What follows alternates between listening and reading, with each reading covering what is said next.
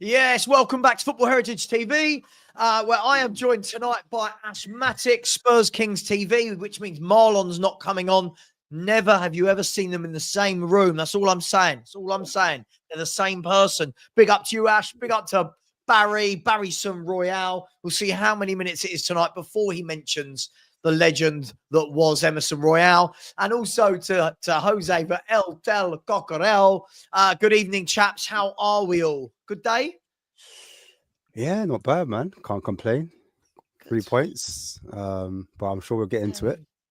Yay, 3 points and one game for the first time. We were just staying in the back room. What a horrible day of football today, apart from maybe the Fulham-Liverpool game. The rest, the other 3 games, absolutely horrible. Super Sunday. Super Sunday indeed. Look, just before we start, a few housekeeping rules. Nothing personal, no abuse, please. If you are going to abuse anyone, abuse me, don't abuse my guests. I'm used to it. It just kind of rolls off my back these days. Please subscribe to Spurs Kings TV as well. And please, let's subscribe to El Tel Cocorel, who is only 100 odd away from the 1,000 people. We pride ourselves over here on being very generous, supporting the rest of the community. Please subscribe to Spurs Kings TV and El Tel Cocorel. Jose will put his link in, and Jose, if I ask nicely, might put in Ashmatic's link as well. And please go over and subscribe. I want to get at least both of them another 50 subscribers tonight. Let's be nice. Guys, where to start? I think the only way to describe this, we're taking out all emotion, was it was underwhelming, but a much needed 3 points. Would that be a fairly calm, accurate analysis of today's game? Yeah, I think so. I think it was. It wasn't. Look, I think the first half was good, or better than we've seen in the last few weeks, right? And we kind of then, we and we'll get into it. But the second half was a ball fest. Southampton came out and kind of went for it, and that was back. And I think for the first time I probably agree with what Ange said in his press conference afterwards in terms of being timid, and we let them have too much time on the ball and too much space. So yeah, I guess a broken clock is right twice a day, right? So I think Ange has been right twice this season, maybe, I don't know, but yeah, it was very underwhelming, but we needed 3 points going into Thursday. Obviously, everyone will be in the mud because Brennan Johnson scored 2 goals. But yeah, again, I think it was if we talk about underwhelming, Maddison again didn't do a great deal. Son again didn't do a great deal. So it's 12 games now for Maddison with only 2 goals, two goal contributions now. Sonny, I'm glad Sonny wasn't on the pitch to put the penalty in, because then everyone will be coming for me saying, "Oh, I told you Sonny wasn't finished." Oh, what? Because he scored a penalty. So, but yeah, look, we needed 3 points. We made it difficult, but we got over the line just. Yeah, I mean, look, Jose, let me come to you. It's not going to go down as a classic. Everyone was saying it will be a great game because Southampton are fighting relegation, but let's be honest, Jose, they weren't fighting relegation. They needed to win all of their last 8 games and hope that Wolves don't pick up one more win in their last 8. So it had a real inevitability about it, Jose. It felt very much like a last game of the season vibe. Is that fair? Yeah. What you saw? Yeah, it did. It did. I think Southampton did themselves no favours in the first half, because their defending was atrocious. It's not that I don't think that we pulled them apart. Up front, I don't think we pulled them apart. Where I think we got joy was in the first half.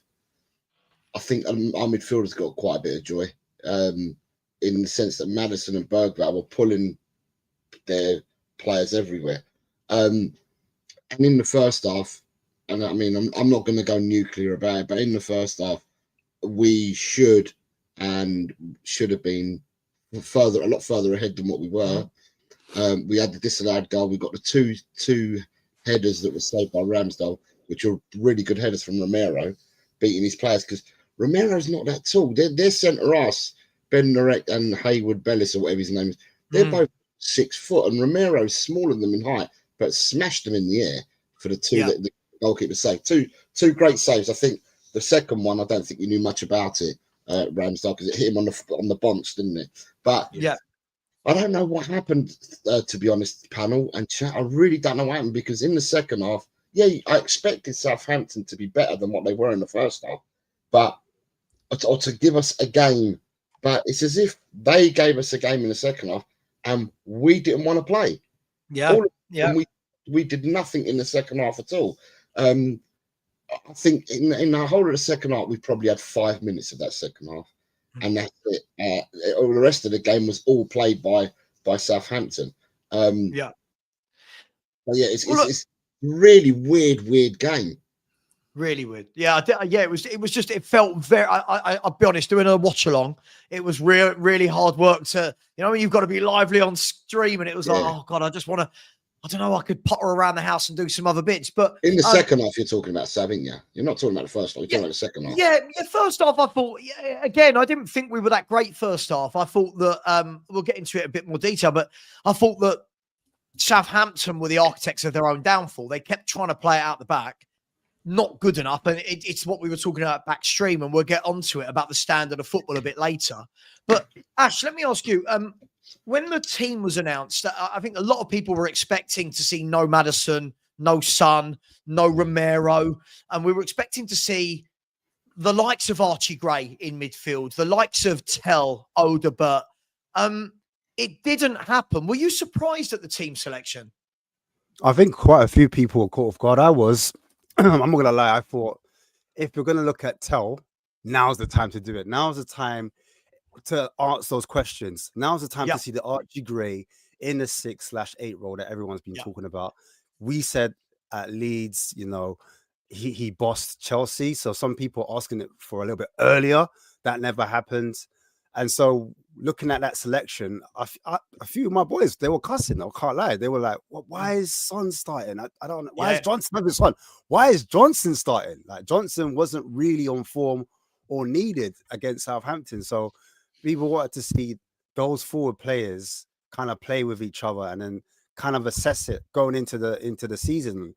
Now's the time to kind of experiment. And I thought first half, I think their actual idea or Ange's plan was, you know what, let's blitz them in that first half, and then second half take the foot off the gas pedal, because we're trying to preserve our energy for the Frankfurt game. Or maybe the players had that mentality where the energy was high and they were trying to get the job done in that first half, and then the drop off was in the second half because they've got one eye on that quarter final. I don't know. That's the only logical thing I'm thinking of it, because the second half was night and day. Do you know what I'm saying? Or another scenario you can say is maybe their manager got the tactics spot on and they just kind of neutralized us. Do you know what I mean? Well, so let's look at it then, Ash. Let's look at it, because like Jose said there, when we looked at the second half,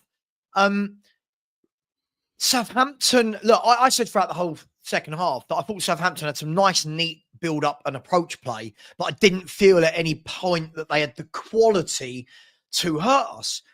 And then when that goal went in, I'm not going to lie to you, the last 4 or 5 minutes, I'm sitting there thinking, they're finding gaps, a lot of gaps. And people could talk about, but this isn't important, Thursday is, and the players' mind switched off. But this isn't the right ethos, right? That's not the right mentality to be having, is it, guys? No. What I was going to say, when you're saying that, what you said, Ash, about maybe in the second half that the players that were on the pitch that began the second half took their foot off the pedal because they were saving themselves for Thursday. Well, then surely, as soon as Ange makes subs, the 5 that come on or the 4 that come on, however many he's going to make, surely they want to start more in the future, and you'd expect them to come out all guns blazing, but that didn't seem to happen either. I just didn't understand. Sorry to cut you, but I didn't understand why he gave Tell like 4 minutes or whatever it was. He didn't give him enough minutes to kind of show his worth. And also, I don't think Tell is a centre forward. So him taking Solanke off and putting Tell on, I'm like, what are you doing? Like, what's going on here? Like, it would have made more sense to take Son off, because I'm thinking we don't need Son playing a full 90. We don't. Take Son off, put Tell on. Son did come off, didn't he, for Odegaard? Oh yeah, that was it. So but he could have. But what I'm saying is, he's not a centre forward. Tell is not a number No, one. you could have brought on. If you're only going to do 4 minutes, you bring on Richarlison, surely, because he was sat on the bench. Yeah. Why was Richie there? And then why was Mikey Moore not there then? If you're going to do that, so what's? We've got a whole segment about Mikey Moore coming up. Don't you worry about that, Ash. The greatest young player never to get into squads. But yeah, look, guys, it was first half. There was some nice patterns of play. There was, and there were people in my chat saying things like, "Oh, see, this is Ange ball, and when it works, it works." My concern is, it's okay doing it against Southampton. It's okay doing it against a team that constantly give the ball away. So Southampton in that first half kept knocking it long. No one held on to it, and we kept coming back at them. That's fine. Second half, though, when Southampton didn't knock it long and actually were playing through the channels, our football stopped working. This is a real worry, isn't it, guys? That rain nor shine, we don't mix it up. We do the same thing, whether it works or not. Isn't that a massive problem at Spurs? But what is Ange ball? Because we didn't. If Ange was meant to be what we were led to believe at the beginning of last season and what was happening in the first 10 games, then we didn't play Ange ball today. To me, there was no Ange ball played today. Do you know what I mean? So we haven't played Ange ball, however people call it. They haven't played it for ages. It's as if I don't know. If you're going to go in and you're going to say, this is our identity and this is the way that we're going to play, then you'd expect that your team is going to play that like that more often than not. However, this season, I've hardly seen us play this mythical Ange ball, and I didn't think we played it today either. Again, yeah. So Jose, is it not a high line for life? Is that not what we saw against Chelsea? That all those years ago, all those months ago, with 9 men sat on the halfway line. Is that Ange ball? Because I can't actually think what else it could be.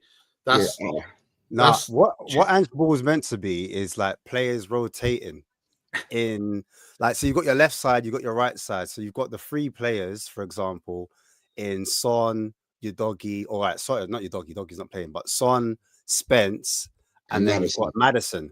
And those 3 players on the left-hand side, they can rotate. So Maddison could pull left.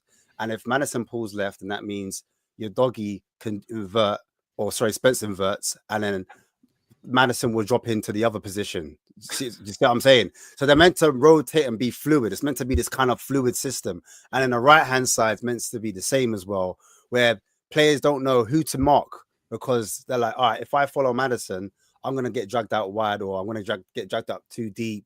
And then that player follow. That's what it's meant to be. Do you know what I mean? As an additional with the high line as well. The high line's meant to help Spurs squeeze the pitch, condense them, and pin teams in.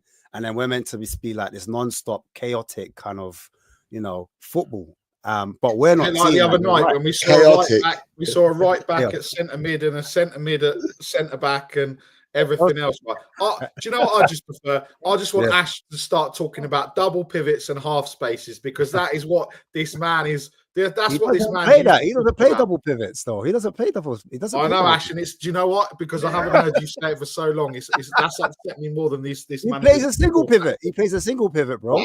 Ash, you're normally level about all these things, right? But you just use the word. It's supposed to be chaotic. That's exactly what you just used your word in, yeah? Yes, it is. It's meant to be chaotic. Do people really want to see chaotic football? I mean, to me, it doesn't make sense. Chaotic football don't make sense to me.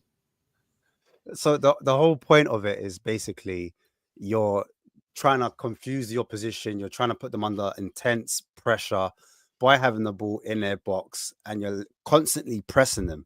So that's what I mean by the chaos. Like, you've got your fullbacks in the half spaces. There you go, Barry. You got your full spit. You've got your wingers and hugged up against the touchline. You know what I'm saying? Then you've got your midfielders. They're also entering the box. They're box crashing.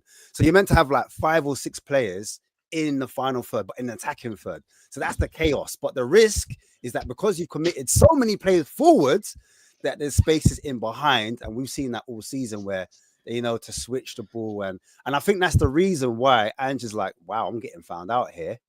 Actually, I don't think I can commit too many bodies forward. And that's why we're a bit confused. Like, what is the system? What is the style of play? What's the identity? I don't know. Ash, you've explained it. You've explained what Ange Ball is. Do you like it? I don't think he's playing it. I'll be honest with you. I don't think he's playing it. I don't think he's playing it. Whether he's playing it or not. No. Listen, do you like the theory of this chaotic football with loads of gaps at the back? Because for me, I think the rest of the world is laughing at us, whilst we've got fans like maybe a mate of yours going, "Go on, Ash, explain it to them." Wait. Hold on. But it's a mad one, because I think, like, I know I said about the inverting fullbacks and all the rest of it. I think Areola is similar. He doesn't invert the fullbacks. I think that's the difference. He allows his fullbacks to stay out wide, but the premise is he commits 5 or 6 players up the pitch to kind of force mistakes, because Spurs, what they were good at was pressing, winning the ball back high up, doing that turnover, and then creating chances. In fact, I think we're top 4 in terms of like creating chances off the back of teams making mistakes, and that's what Ange Ball was meant to be. But I'm not seeing that whatsoever at the moment. Do you get what I'm saying? But to be honest with you, his days are numbered, man. I'll be honest with you. There's no cohesion. There's no style of play. There's no identity. Just say it. And the players aren't. It's shit. It's shit. Is it? Ash is not the type of person to speak like that. So it's like, okay. No, I can say shit. I can say shit. Listen, I can say shit. I can say shit. But I just think the players, I don't know. I don't think they're believing into that kind of work. For example, right, let me drop this here. I think Solanke, he's not being played right, in my opinion. I'm looking at Evan Nilsson, right, for Areola. He's getting in that box and he's scoring goals. I think and just asking Dominic Solanke to come out into the midfield, do all this work. I'm sick and tired of hearing this. Oh, but he works hard. What? Of course you're meant to work hard. You're a footballer. That's not a skill. Working hard is what you do. Yeah. When you go to your job, you work hard. That's not something you get credit for. You're just a footballer. A footballer's meant to have, all right, cool. He's good at holding onto the ball. He's good at linking that play. He's good at dribbling past his man. He's good at being a poacher, like he's a fox in the box. He's got a good shot on him. He's got power. He hits, volleys, whatever. Like, those are attributes you want to associate with your players. But I'm being real, like Solanke, for the 65 million that we paid for, 7 goals, is it? Don't quote me. 7 goals. Is that? Marino's got 6. As Ash jumped the gun. Seen as Ash jumped the gun, I've got 5 subjects I want to speak about tonight. This was going to be subject number 5, but it's now just shot up the ranks to subject number 1. I've been polite here, I think. Let's talk about this. So, Ash, you're saying he's being played wrong. I'm just going to throw this out there and let you guys talk about it, right? I just don't think he's very good, right? I said it before we bought him. I think he's an average player who had a good year. He had a good year last year. Spurs did what they normally do. We've gone and bought a player off the back of one good year, right? And I saw all the videos of why Solanke is perfect for Ange's system, why Solanke is brilliant, what Solanke will do to fix this. Guys, I hate to be this guy. It's not even just that he's not scoring goals. He doesn't look a finisher when he's got the ball at his feet. You know, like the way Jermaine Defoe got the ball at his feet and you always felt like the keeper was going to be troubled. This guy doesn't do that. I think his hold-up play is horrible. I think, honestly, I've never seen it bounce off someone so much. I think he's weak. He's like 6 foot, I don't know, 1, maybe 6'2", I don't know, whatever he is. He is not strong. I don't get it. For me, if you had said in the summer, guys, Spurs have signed Dominic Solanke for 18 million, I would have said, all right. We're talking about nearly 60, 65 million pounds, guys. For me, this guy is not the one at all. He is not good enough for Tottenham Hotspur. Discuss. Savva, I think part of what you're saying is right. However, I also think that these tactics also don't play into Dominic Solanke in terms of people getting in, because of what Ash was saying. He has to drop deep. we aren't running in and putting crosses or putting balls into the box, right? Which you saw that was the kind of goals that he was getting for Bournemouth. You weren't seeing him dropping deep and pinging them, and hitting them in top bins and everything else, right? So, I think that doesn't excuse his hold-up play, his touch, his passing, how weak he is. All of those things, Nick, are not tactical. All of those things come down to individual ability, don't they? Yeah, absolutely. But I think that those things are highlighted more because he hasn't scored the amount of goals that we were expecting, or whoever expected, Lange or Munn or whoever, or the scouting department or anything else. So part of it is that I think the other thing is and we've said this before with a number of players, there isn't who's challenging him. Timo Werner, Richarlison who's been injured, a Tell that gets shoehorned into a 9 when he's not a 9. There's no, a Lancashire that then went out on loan, a Dane Scarlett who was brought back from Oxford because we needed a striker because of injuries, and now is not even getting a look in. So I think it's I just think it's just a combination of a lot of things. But Nick, I'd rather have you guys all. I'd rather have Richarlison in the team till the end of the season. I think Solanke is really poor. I think he is really poor. Stop taking. I feel like we're playing with 10 men. Stop taking the meds. Richarlison is awful. Hang on. Whoa, hang on. Nowhere did you hear me say he's not. I think Solanke is awful. I think Solanke has been awful since he's come back from injury. Before his injury, I thought Solanke's hold-up play was a lot better. Solanke scored goals.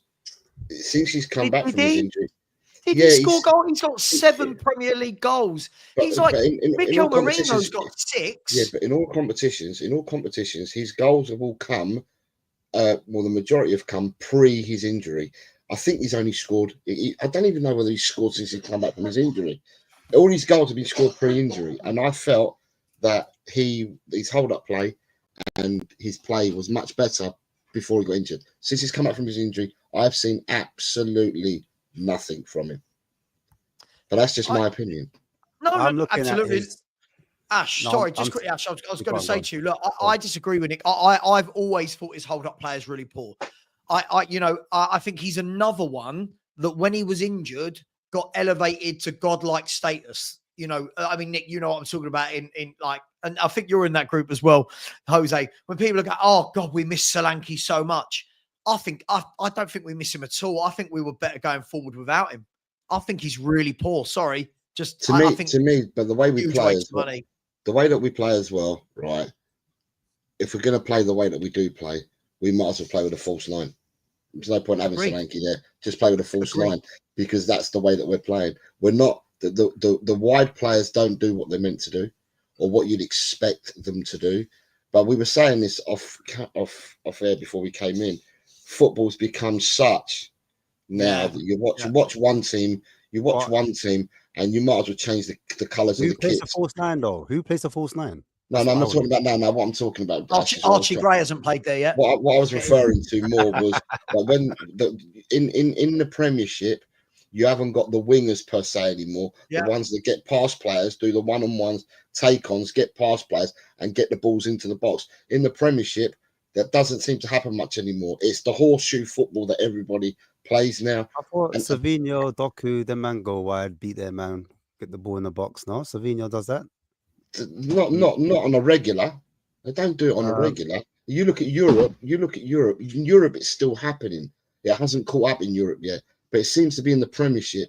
Everybody, it's robotic. You're told where to stand. You're told where to pass the ball to. You're told where to be to receive it. And like we were saying off air, it sounds boring, but we haven't got Mavericks anymore. We used to have Mavericks in the game, and we just haven't got them. When I saw Eze play, I think it was the last game. Was it the last game he played or the game before? I see him assist Saw with a cross into the box. Then I see him take his man on and score a goal from outside the box as well. So there are players in the Premiership that can do it. That do it. In a game of football, let's say just over 10 years ago, how many times, doesn't have to be one player, It can be any players on the pitch. How many times did you see a game of football that was attacking and the wide players, whether it be a fullback, whether it be a winger, whether someone's gone out? How many times do you see people take on? How many times do you see people put balls in the boxes? It doesn't happen anymore. Football has changed in the Premiership. I think personally there should be a scout for two different types of winger. There should be the winger that's more of a wide forward that's encouraged to kind of play closer to the goal. Do you know what I mean? Because your job as a forward is to score goals.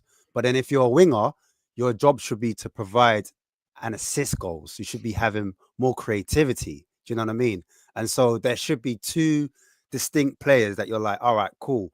We're playing against a slow block. We've got these forwards that like to cut in. Let's take that one off and let's put a winger on that likes to go on the outside and likes to whip those balls into the box. So I think it comes down to the recruitment team. Obviously, we've got Langer. I don't know if you're going to jump to that, but I'm not too sure that Langer's that guy after Aston Villa were like, you know what? We're going to relegate you from director of football to, I don't know, was it international sporting director or some type of like, different title they gave him? Then, obviously, once they got their guy in, we brought a failed director of football into our club. Remember where Villa were? Villa were like 17th. Do you remember that? Then Emery come in and he said, nah, let me bring my director of football. Let me pattern up. Let me get my guy in and bring in the players that I need to run a club. And remember, with Langer, he's on work experience. If you actually deep it, if you actually think about it, he doesn't really have that black book where he's got the experience where he can, because look, remember the Tell deal? The Tell deal, he couldn't get over he couldn't get done. There's a few that he couldn't get over the line. It's a few. It's not just one. Ange and Levy, he said, guys, please, can you help me out? I can't get this guy done. So he hasn't got the negotiation skills, nor does he have the contacts, nor does he have the experience to kind of, what he has is spreadsheets. And then he's got like players on a spreadsheet, on a database. Yeah. And then he's just doing like the data thing. Like, you know, like if you watch my show, I'll bring out like numbers. I'll be like, all right, cool. This guy scored 10 goals. He's got 5 assists. He did it in 23-24 season, 22-21 season. Let's have a look at him. That's what Langer's doing. He hasn't really got that knowledge and depth. He should be working under a Paratici. And I think when we came in this summer, we didn't identify enough depth of player, of quality of player into our squad. And I think you're seeing it now, and hence why we're suffering so much. But I'm not going to put it all on Langer because Ange was there before Langer. I'll be real. Do you know what I'm saying?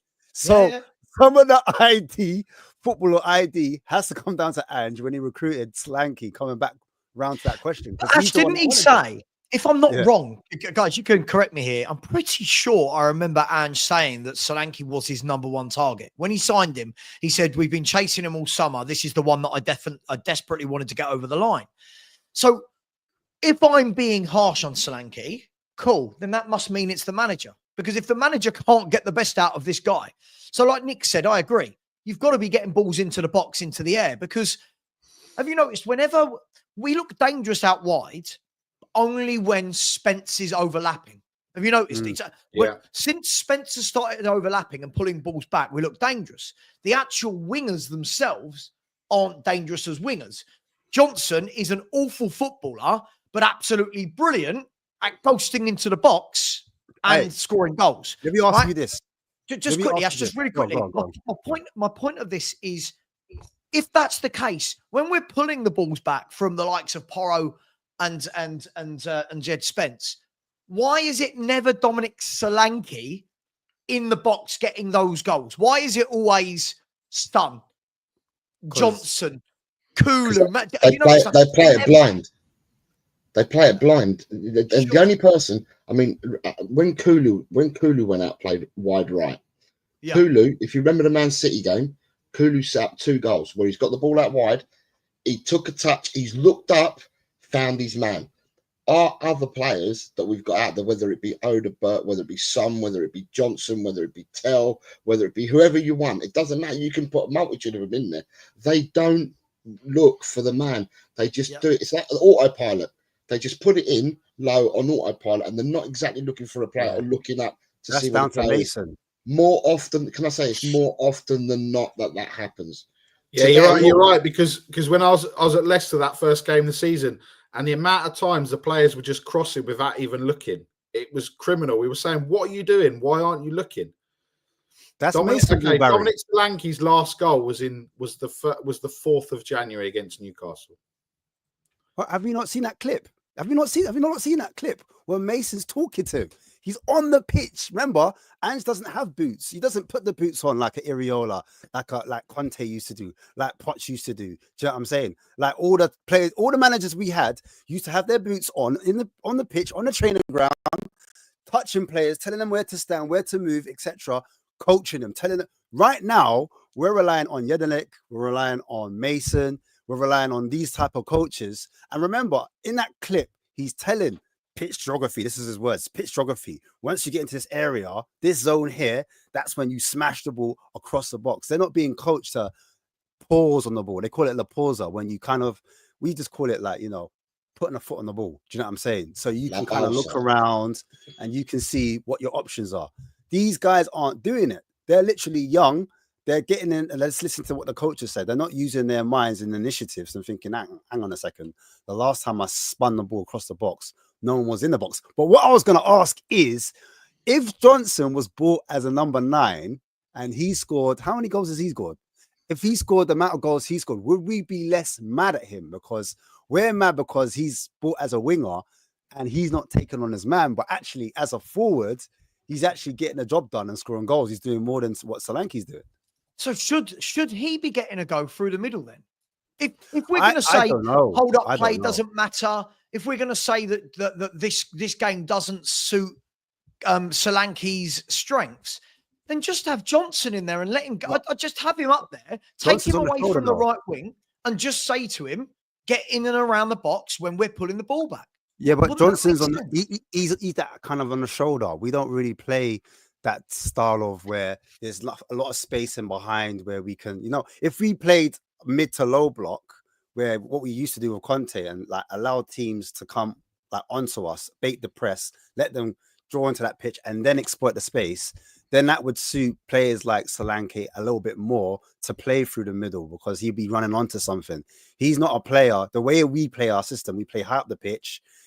Johnson doesn't have enough space to be that number 9. We've tried it a couple of times, I think, where he's come on, he started off on the right and then he's moved into the number 9 and it still doesn't work. Because let's face it, guys, if Johnson ain't scoring goals, we do not see him.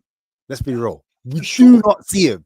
So I'm just saying, as a centre forward, we'd have to change our identity on the pitch. We can't be this high pressing team. We can't be this team that wants to dominate the ball with Johnson as a striker because he's not a footballer like that.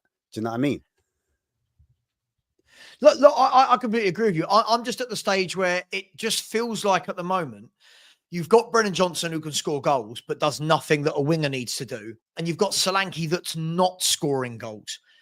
So there's got to be some sort of way to incorporate it. Look, maybe I'm a bit biased on this, right? Because I don't rate Richarlison. I don't rate Solanke. I said it at the time. This isn't new. This isn't revisionism.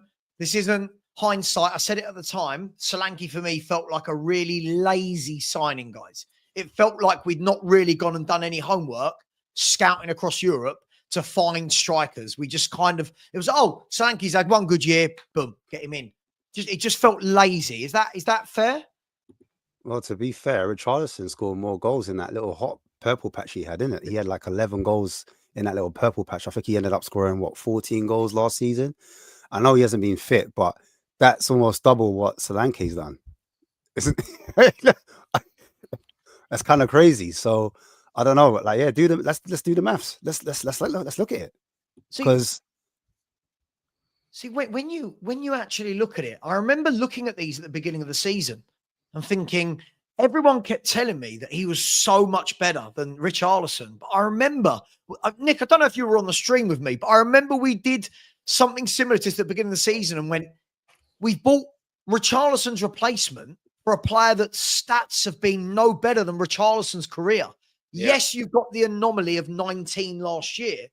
But other than that, most of Solanke's career goals have come in the Championship. I'm not, by the way, this isn't me praising Richie. I'm not praising Richarlison. That makes it even worse, because if you take 19 goals away from 36, it's not pretty reading, is it? But that's my point. I just think he's not being played in that centre forward position. He's been asked to do that kind of drop in into midfield and all of that. And that's what you're seeing. You're not seeing him. If you look at his heat map, you'll see that even in this match in Southampton, you'll see that he's dotted all around. He is in the box, but he's not like the target man that we need him to be, like where a focal point, he just sits there and he cleans up all the goals. The goals he has scored, to be fair to him, a lot of them have been in the box. There was one cross where Porro put it in and he scored with his head. And I'm like, yes, finally, we need to see that a lot more. But for whatever reason, we're not getting enough crosses into the box, whether it be like, you know, the little diagonal crosses in that pocket where the ball kind of goes over the top and then someone's on the back post.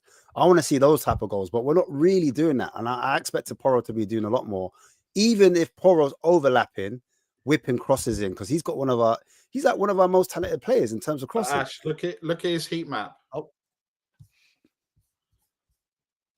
he's all over the shop. Look. Yeah, that's what I'm saying. That was my point. That's a striker. That was my point.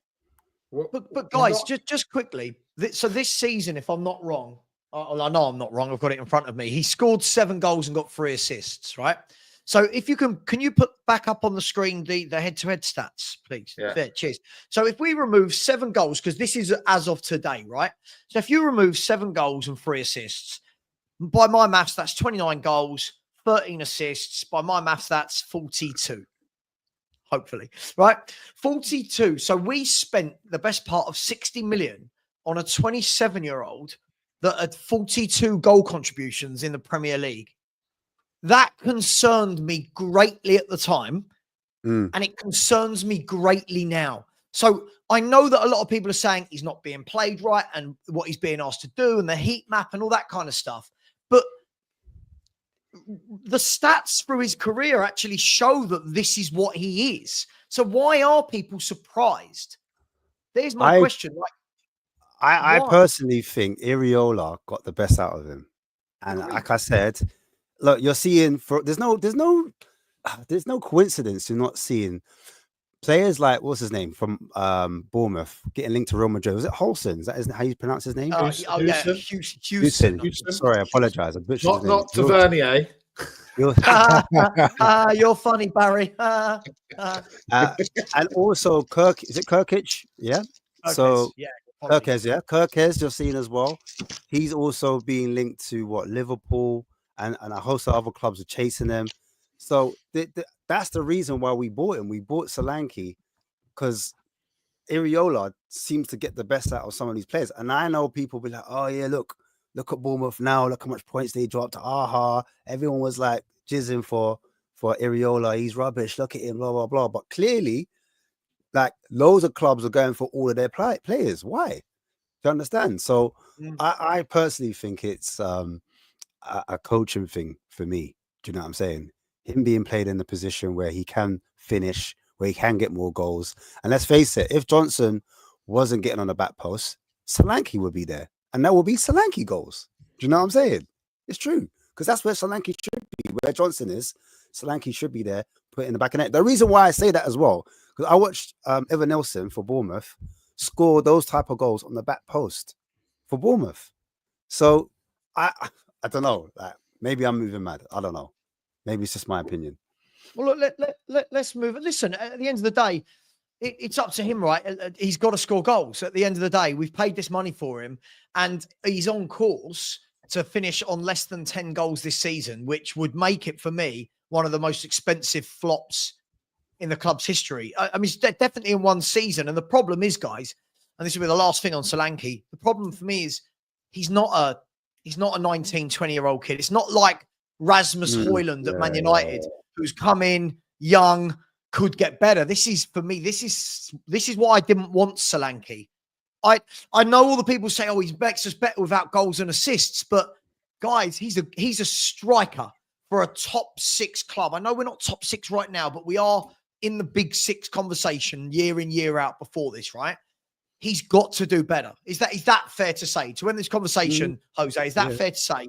He's got to do better. Like, he had a chance today where the ball fell to his feet And I just like, you've got to bury that, man. Like, you've got to bury it. Yeah, he's And not it was that guy. He's not he's that not- guy. He's not clinical. He's not clinical like that. he's not He needs clinical about 2 or at all. 3 to fall his way before he can put in the net. But I don't know, like, is it? It's a hard one. For me, just to end it, this is screaming Rebrov vibes. This is what is screaming from Solanke. Do you know what? 73 games, 16 goals, 8 assists from Rebrov when he was at Spurs. Solanke is the best possible striker we could have bought at £60 million. So across Europe, no one better for £60 million. Is this where we're at? Are we truly saying this, guys, across the whole of European football, we couldn't have found another guy that would get 7 goals for £60 million? Evan Nilsson. Well, all right, cool. All right, wait, hold on.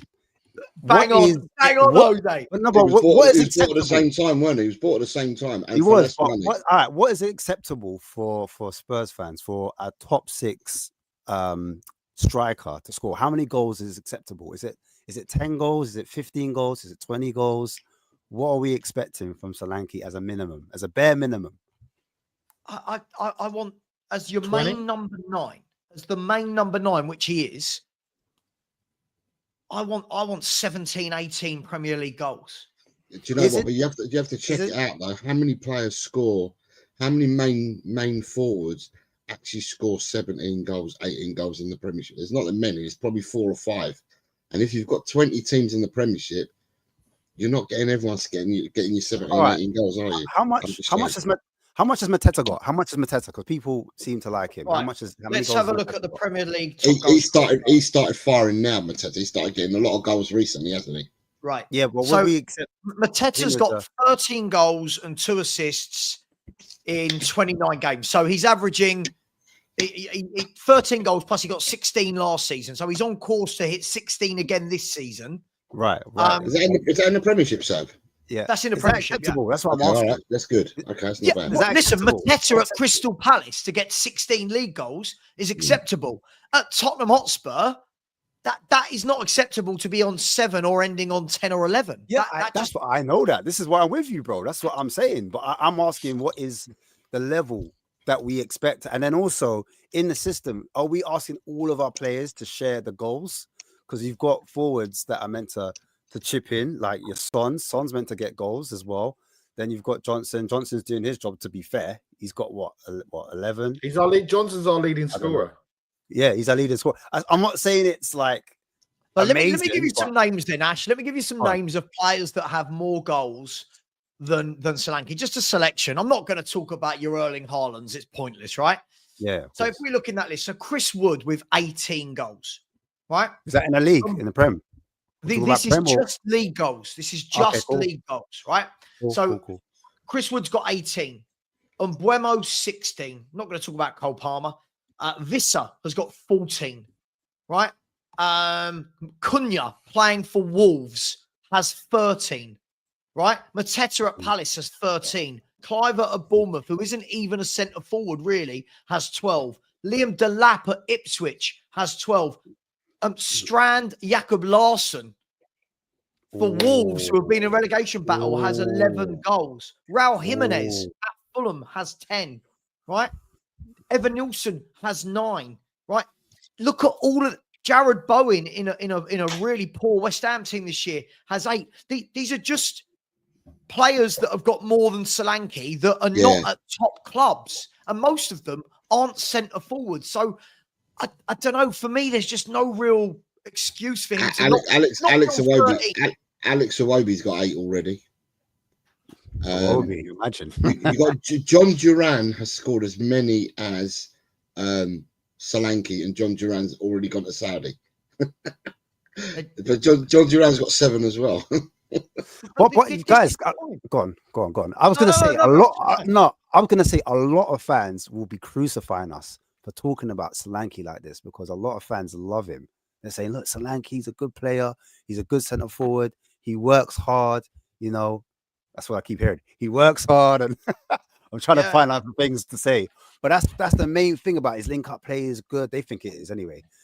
I'm just saying, as a bare minimum for a Spurs team, as a number one centre forward that costs 65 million, even if he didn't cost 65 million, you've got to be scoring 15 goals for me. Of course. 15 goals. Come on, what we doing? Yeah. 15. Yeah. Come on, Spurs. Ash, I'm not out too here asking him. I'm not out here asking him to bang in 25 goals a season. He's not that guy. But if he 7, and at the moment, the worst thing for me is he had chances today. Doesn't look like he's going to score. He had chances against Fulham. Never looked like scoring. So all of this, we don't create for him, and he doesn't get. He's having chances, but he doesn't. I don't know. As I said before, he never fills me with confidence. When he gets through on goal, not one part of me goes, "This is nestling in the bottom corner." You know what I mean? Like not one part of me thinks that. So how many games you got left? How many games you got left? 8, 9, 7. We've got 7 games. Yeah, it's hard. See, right. And he's got to play it up against Virgil van Dijk at Liverpool. We're going to Aston Villa. We're going to Wolves away. We're going to West Ham away. Brighton at home. Palace at home and Forest at home, if I'm not wrong. Yeah, Forest at home. I was just trying to see if I'm being unfair, if I'm being a bit too harsh on him, but I'm like... Okay, Ash, put it another way. He scored against Karabag and Galatasaray. You telling me he couldn't score against Alkmaar, Ferencváros, Rangers, Alkmaar you said enough. You said enough. You said enough. He's scored 2 goals in Europa League, 2 goals in the EFL Cup. Obviously, he didn't score in the FA Cup. I mean, you can argue we're playing against Tamworth and he came on. So you're telling me he's not good enough to score? He had chances. I'm sure if I remember, he had at least 1 chance against Tamworth. Tamworth. Well, yeah, I mean, creativity is a big thing for him. He does need balls into the box, like whether it be crosses or along the floor. He needs those opportunities to finish his dinner, and then we can really go into him and say, look, he had a 1v1 there and he didn't put it away. Like, this is terrible. 51 minutes against Tamworth, he couldn't score. And there's no excuse for that. That's 62 minutes against Coventry, 90 minutes against a bang average Man City, 90 minutes against a terrible. He obviously scored 2 goals against Man United. That was the only 2 goals. Just quickly, Nick. Sorry, Alex. You always do this. When you're saying the comparisons are so baseless here, you're bringing up Solanke's only good season and then make it out like Mateta hasn't that. Sorry, at what point did you sit here and see me praise Mateta? At what point? My point was, Alex, and you do. Sorry, this guy annoys me. You do this a lot. My point is, if Mateta can get 16 last season for Palace and probably 16 again this season, then Solanke should be getting the same for Tottenham. Nowhere have I turned around and said, oh my God, Mateta is amazing, Spurs should be signing him. Nowhere have I said that Mateta is a brilliant striker, because Mateta's had a good year last year. Now he's having another good year this year, right? Relative to the club he's playing at, Alex. So when you're saying they're baseless, listen to what I'm saying. I'm saying if Mateta can do it, this guy at Tottenham Hotspur should be able to do it. The problem is this, right? We all sit and complain. We all sit and complain that Levy doesn't buy players, right? We all sit and complain that we want better players. But whenever anyone critiques the players that are playing, we back them as though they're amazing. I don't quite get it. There's a reason Dominic Solanke is not prolific, because he's never been prolific. He's never been prolific in his career. So why did anyone think he would be this year? Also, I would have liked to see a little bit more from Solanke, where he's not always relying on service. Like when Defoe would pick up the ball and he wouldn't have to rely on a ball getting fizzed into the box or cross into a box to finish a goal. He could pick the ball up and run at a player and then score a goal off his own back. I like those type of strikers that, out of nothing, he can kind of create something and get the ball in the back of the net. Do you know what I mean? And I need to see a lot more of that from Solanke. And I think there's a reason why we are looking for another striker. People are like, why do we keep getting to another striker? I know Richarlison is definitely on his way out, so maybe that's the reason why. But yeah, I just think Solanke needs some real competition moving forward. Yeah, and, but do you know what we're going to do, Ash? You know that they've just released the financial statements at the start of this during the week, right? Yeah. And we can see that we're shopping down penny lane again. We're not using the notes. We're using the pennies again, right? I can see Richarlison being sold to Saudi or someone like that for 40, 50, 60 million, because these people are prepared to pay that kind of money, and we sign someone like Dominic Calvert-Lewin, and because he's on a free, and then we won't invest the money that we get for Richarlison. That's the kind of club that we've become. Hey, would you The take thing on is, Moyes we King? did though. We did, like Jose. We did spend big on Richarlison. We did Yeah. spend big on Solanke. Like the money's been spent. It's surely it goes down to lazy scouting. It's not Surely always, it's but lazy. the money that we've had come in hasn't always been spent. If I had trust in the board, Savva, Yeah. and all the others, right? If I had trust in the board that if we sold a player that we were going to reinvest, then I'd be happy for that to happen. I just don't see that happening. I really don't. I think we pinch, and we're going to continue pinching after seeing that financial statement. If anyone thinks anything different this summer, you need to take your head out of the clouds, because it ain't happening. So, but that's why we need good scouts. For example, I'm watching Manu Kone play for Roma. I always use this guy as an example. He went for about 20 million euros or whatever it was. Central midfielder, ball winning, defensive midfielder, can play box to box as well. And you're looking at players like that, but we're going and spending, good job Lubo's not here, we're going and spending 40 million on Archie Gray. This is the thing. We spend money, but we don't seem to scout well. But look, let's move on from Solanke, and I want to bring up another subject. Just quickly, big up to Anthony Clark, very generous with a super sticker. Thank you, bro. Really appreciate that. You've been very generous lately, so thank you very much. And another person who's always very generous to me, Aris. Thank you very much for the super chat. I really appreciate you. Right now, can we please, if you haven't, people, go over and subscribe to Spurs Kings TV and El Tel Cockerel. Listen, Jose is not far off the first 1,000. Trust me, it's such a good feeling when you get to the first 1K. So please smash that button. Please do. And don't subscribe to anything that Barry Royale does purely because of his opinion on Emerson Royale. Just do not follow him on. You mentioned him more than me, actually. No, you lasted 4 minutes earlier. 4 minutes you were on stream with me before you mentioned Emerson Royale. 4 minutes. Guys, I want to talk about this. So we've done Solanke. The penalty drama. Now, there's two ways of looking at this. I know I've seen loads of people are making videos about this already. There's lots of different views.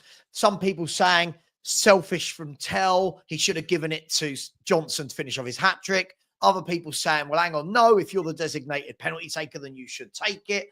Some people saying Brennan Johnson's weak. He should have manned up and he should have taken the ball. Is it a big deal? Should it have been Johnson, or is it just like, is that too much sentiment? Jose, let me start with you. What's going on with the penalty drama at the end there? For me, there's too much sentiment. At the end of the day, if you're the designated penalty taker, doesn't matter if someone's on 2 goals or not. If you're the designated penalty taker, you take the penalty. And he was right in doing so. I could see already, though, had he missed that penalty, everyone would have gone nuclear, wouldn't they?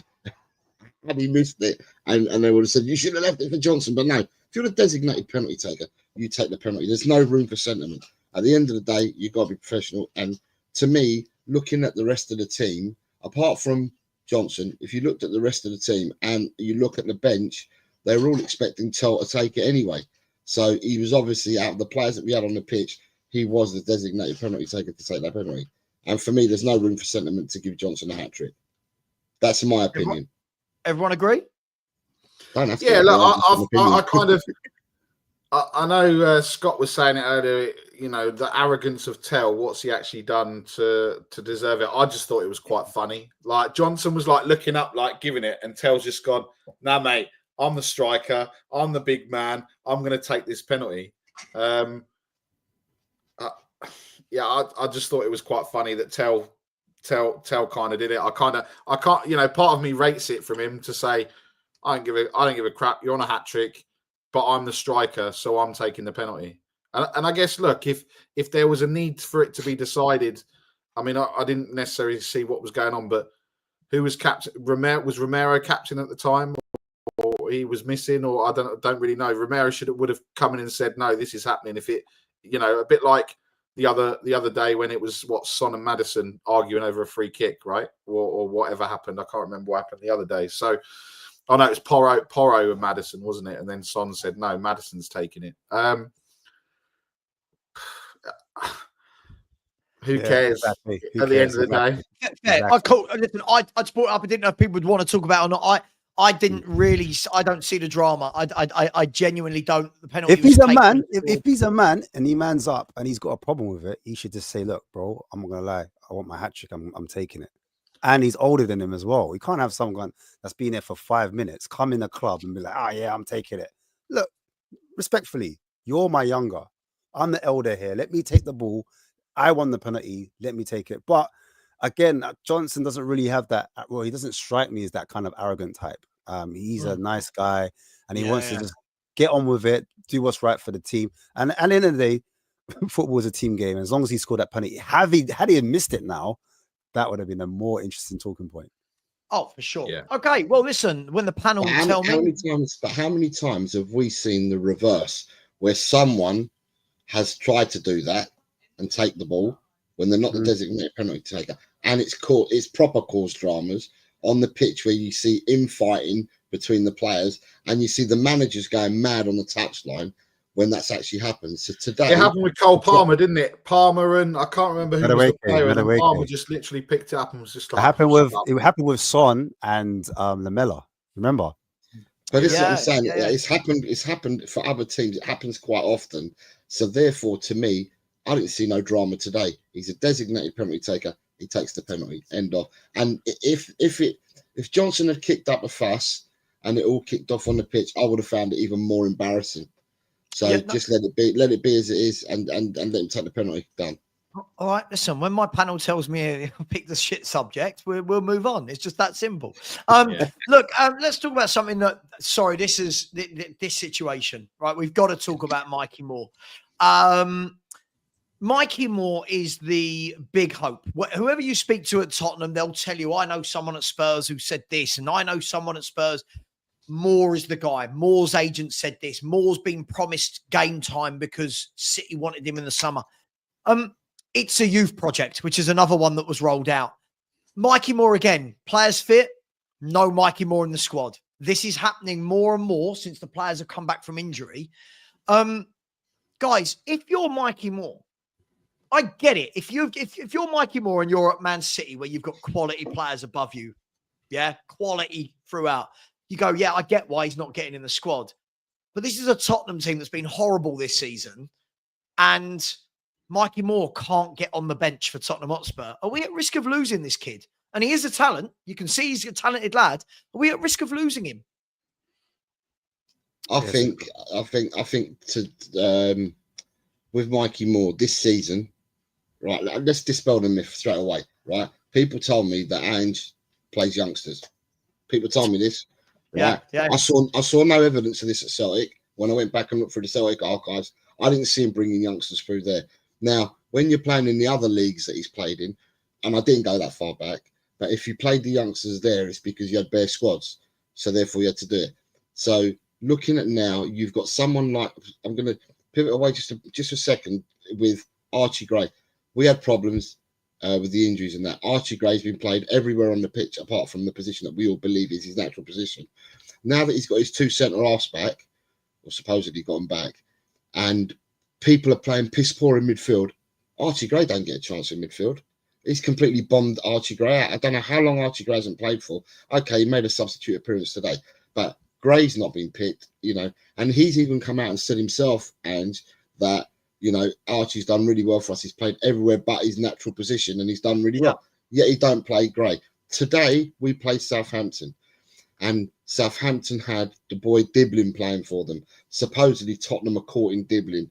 To me, if I'm Mikey Moore, I'm thinking to myself, Diblin's getting a chance to play against Tottenham, and Mikey Moore is likely to be his direct competition at that age and whatever, and Mikey Moore can't even get into the squad. I found that horrendous today, and I was shocked when I saw the lineups come out. I knew Richarlison was coming back from injury, but I didn't expect Mikey Moore to be left out completely. And to me, if he is what he is, but this season, I think because of his age, he can't be loaned out. Is what I thought. I'd heard somewhere along those. He can't be loaned out because of his age. So therefore, he's too next, young, isn't he? yeah, there's He too has young. to be 18. He has Yeah, to so be 18 therefore, to be transferred. next season, if you ain't going to get unless we get a manager that's going to give him the opportunity next year, right? Then I can only see Mikey Moore being farmed out. But whether Mikey Moore wants that or not, or whether he edges for a move, we'll have to wait and see. I think it's interesting in the fact that you touch on Archie Gray and it just goes to show that this manager, I mean, we call him that because apparently that's what he is, but this manager's picked him from game week 14 and he's played pretty much 90 minutes bar 2 games up until Man City or up until Bournemouth. Sorry, he's played every game 90 minutes and relied on him. Mikey Moore has shown more than an Odebear, more than a Tell. Arguably, you could say in certain games, probably those two more than anything. Kulu's injured. He can play on the right, but he's better on the left. I don't understand what, I get it. He's young, what have you. But if you're good enough, then you're old enough, right? It doesn't matter how old you are just to go, oh, it's this. He's developing his body. He went through that stage where, that mystery illness, whatever that was, or whether that was something else. But he's the youngest scorer in the Europa League. What more does he have to do?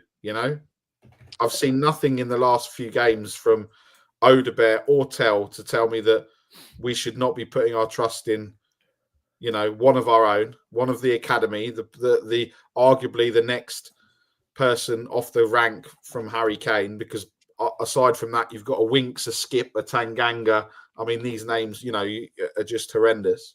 And I think if we're then doing what we're doing in terms of, another young talent in terms of Tyler Diblin and all of this, we're making the same mistakes that we made before. And we haven't got great players or we haven't got good youngsters, but either we're playing them and we're going to take that chance, or we're not going to play them and we're just going to go down a different route. But I think we are poorly managing Mikey Moore and his career, like we have done with many players. Look at Tanganga. Okay, he didn't work out, but when he played that game against Liverpool and he pocketed Salah, and then we dropped him, and then he got injured, and then it was timing, right? Again, we're not managing this situation. But Nick, really, you make a good point. When you look at all the young players, not just Mikey Moore, the only one that's properly, let's be brutally honest about this, guys, the only one that's been blooded this year is Bergvall. I'm not using Gray as an example because Gray filled in at the back, and everyone said, no. When everyone's back, Gray will start playing in central midfield. Well, today we played the worst team in the UK. They are the worst team statistically in the country across all 4 leagues, right? Yeah. And he can't even play in central midfield. He couldn't even get a game today. Why couldn't we say today, Bentancur, we don't need you today? Do you know what I mean? Bentancur, Madison, we don't need you today. Archie, go and play. I mean, Macau, it's.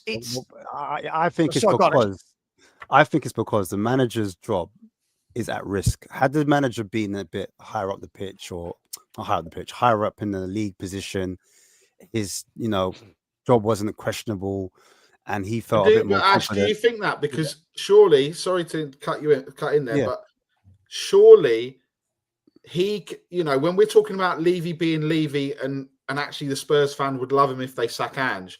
If Ange is playing Mikey Moore, do the Spurs fans not lap it up a little bit and go, oh my God, he's playing Mikey Moore. He's going to be the future. He's going to, do you know what I mean? I get it that his job's on the line, but realistically, if Mikey Moore plays 60 minutes and has a stinker, Odebear, Tell, Son played 57 minutes. I don't know what he did. So surely Mikey Moore doesn't do, if he does the same, I hear it.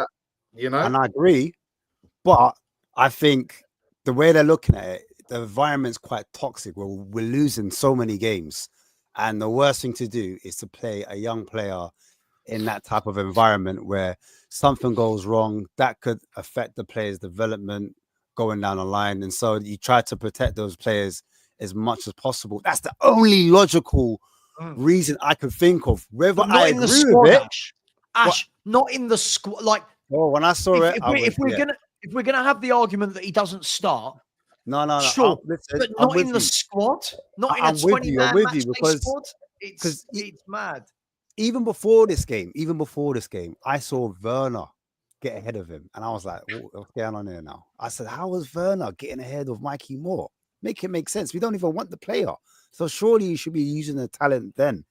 But and also, like you said, Ash, like with the squad, you said we knew Udogie and we knew Van der Ven needed to recover from Thursday to be ready for Thursday. They didn't need to be in the squad today. They didn't need to come on. You've got realistically, you've got players. You've got a Davis that could move to left back. Spence could go to right back. You've got Gray that could come in at centre back, which is where he's played pretty much all season. So to not even have him on the bench, I know it's wild. But do you know what? If I'm gonna try and be like, I don't know, if I'm gonna try and caveat, if I'm trying to just be I don't know the word for it. But anyway, I think the last game he played, then I said, yeah, you know what? Moore's a baller, or he's a player. He's someone that's got something about him that I like. Was that European game when him and Aloisi came on, but the opposition was really poor and they were quite lightweight. When he played in the league, I can't remember who it was against. Palace. It was Palace. And I was like, actually, physicality, he's not really, I haven't really seen him pull up trees like that. Then I argue with myself again, and I'm like, no, if I'm going to play a young player, I'm going to go all the way in. And I need to see the player get a number amount of games, a number amount of chances, and an opportunity to get rhythm, because I think rhythm's important. So yeah, if he does get bullied in one game, it doesn't mean that he's going to get bullied every single game. He needs that time to have that growth, that development, and that chance to kind of feel, you know, the men's football and allow himself to put his print on, like Ranieri did for Arsenal. Do you know what I mean? He's getting his chance, and I'm not comparing him to that level, but I'm just saying the last time I saw him, that was my one question mark against him. I was like, "Oh, physicality." Let me ask. Let me bring the game. I hear you, but let me bring Mikhail. Welcome to the show, mate. I hope you're well. Isn't the worrying thing about this, Mikhail, is that in that left wing area, if we're going to say Mikey Moore's a winger, right, a left winger, the worrying thing for me is we've gone out and spent £10 million on a loan signing as Intel in the January window. He's not even starting games, right? If you weren't going to start him in games when everyone's fit, just don't bring in Tell and give Moore those minutes. Surely, like I don't understand. We've also gone and got Yang, Mikhail, that is also a left winger, right? And he's going to be in front of Mikey Moore, one would think. The fact that we've gone and spent money on him, it just feels very strange, like we're kind of forcing Mikey Moore away. Or am I being cynical? Savva, first of all, excuse me for my voice, but I have a bit of a sore throat, so it sounds sexy. I like it. Thank you. Yeah, listen, I made that point when we were going in for Tel that I don't see a use for him. For me, he's always his best position was that inside forward from the left side, and I just thought that we have enough players in that position, and we are not, like, you know, hampered by injuries in that area. So for me, I would rather use Mikey Moore there. Next thing for me was the fact that what you guys mentioned is the fact that he's not even getting like included in the squad, which is the maddest thing for me, because I don't think any of us want him to start from the get-go every single game or whatever, right? But I think it would be useful to just, like, if you have a talent like him, supposed talent, right? You need to nurture him into the team. You need to let him taste the men's football, as you guys said, right? It doesn't, like, especially a game like today, or I think against Southampton in the reverse, like we actually subbed him on at like 60th minute or something. If my mind said, oh no, he was ill then. It was Dorrington and someone else. Okay, never mind that point, right? But what the maddest thing for me is that we are apparently looking at Tyler Dibling now. What for? Like, I don't deny Dibling's talent, right? I think he's also a talented youngster and he has more Premier League experience than Mikey Moore, right? But as you said, we have Young, we have Odobert, we have Tell, who I don't know if we will sign him or not, but he's there.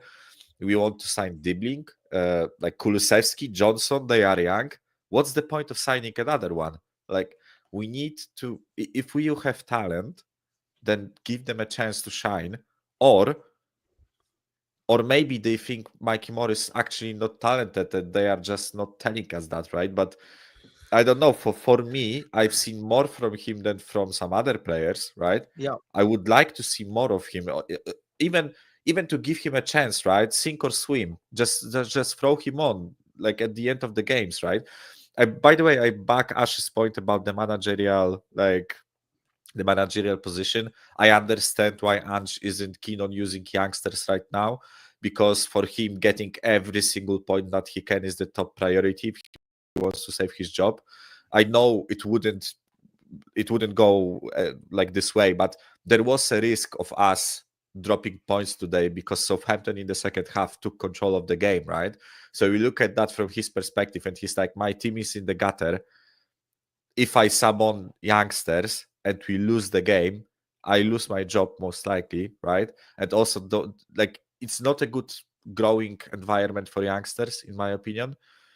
So that's why I think they aren't getting the minutes we would want them to get. And lastly, like my last point, right? That myth about Ange being a youth coach and whatever, it needs to get in the bin as soon as possible, right? Because the only reason the youngsters are playing is because we had 13 first team injuries and he had to play the youngsters, right? Because there was no one else. We just had like 13 senior players, so youngsters had to be used, I get it, right? but you go back to Elfsborg, right? Yeah. That team that played against Elfsborg, we won 3-0. And we only scored the first goal in the 70th minute when Dane Scarlett came on. Yeah. We had Austin in goal. We had a back four of Porro, Gray, Dragoshin, and Davis. Sarr, Bentancur, Bergval, Moore, Richarlison, and Son. Son then went off for Kulu, and Basuma came on for Bentancur. And then Ajayi came on. Ajayi scored. Moore scored. That team there would have it wouldn't have even been that team against Southampton today, but they still would have done better than. I don't understand. That was only the 30th of January. So to sit there and say he was worried about his job, I'm not sure. I don't see why Moore couldn't have played today. I don't see why when you look at that against Elfsborg, we were through to the we are through to the playoff stage at least, right? Or we were fighting for top 8. So I think there was less pressure on him. Is there less pressure? We're nowhere in the league, so there's less pressure now, right? Surely. No, bro. Let's be honest. Right? If we had lost against Southampton today, and big up to the people that were at the protests, change for Spurs. The crowd was massive. I saw it. It looked good. But all those players, all those fans inside that stadium, with Levy looking like, you saw Sky Sports cameras like this. I don't know, mate. Come on. Bro, I reckon we could have put you up front, Savva in centre mid, pulling the strings. Bro, did you not expect us to beat Southampton today? Like everyone did. So but Ash, here's my question. We're going mad. Hang on, but are we that shallow as fans that we believe that if Mikey Moore starts this game, that is the sole reason we can't beat Southampton? Like, this is what I don't get. But we think as fans, but the manager, his mindset, not where our heads are at. But Ash, we've been doing this all season. Like all season, I hear that, but his job's on the line, which is why he's not doing it now. He wasn't doing it then. You know, it was like when the players were injured, all we heard was, but he can't rotate. But he wasn't rotating before the injuries. Like, I feel like at the end of the day, if Mikey Moore's in that squad and gets 20 minutes at the end of a game where we're 2-0 up against the worst team in Premier League history, right? I think you get some buy-in with the fans. I think the fans get a bit of noise. You know, they see one of our own coming off the sub bench, young kid, beats a couple of men, does a dribble. Coming on. Yeah, coming on's different. Sure. Coming on, but again, he wasn't in the squad, so I do agree with you. Ash, even if starting, we all sit. This is what makes me laugh, right? I sit here and I say, I don't like Solanke, and I'm told, but he doesn't get any service. But then when Okay, well, let's play Mikey Moore. Oh no, we can't. Well, why? The wingers in front of him aren't doing much. So why can't Mikey Moore? Why couldn't Gray have played in midfield and Mikey Moore on the left? Would we still not have beaten this Southampton team? That was the first thing I said. But we're talking from sorry, go on, Mike. Go on. Yeah, but I think the issue is, right, that Ange is playing a game of probabilities, in my opinion, because he's in such a deep hole right now that he has to guarantee the points, right? And as much as by the way, I agree with you. I would rather see Mikey Moore than some other players today, right? I don't think the players were playing good, but I think in his mind, the probability of Odobert and Son is doing good is bigger than Mikey Moore because, like, he's not refined, right? He's not used to the pace and all that stuff, like all the buzzwords, right? Used to the pace, like physicality, all that stuff, right? So I think he just played a game of probabilities in his head and thought to himself that I'd rather, it's only because of the situation we are in the league. Because I agree with Ash, if we lost to Southampton today, there is no saving his job, right? At least now he can say, oh, I got another 3 points. I'm closer to the top 10, whatever, right? It's not good enough, but you get the point, right? Can I ask you a question? Yeah, go for it. And this to everyone.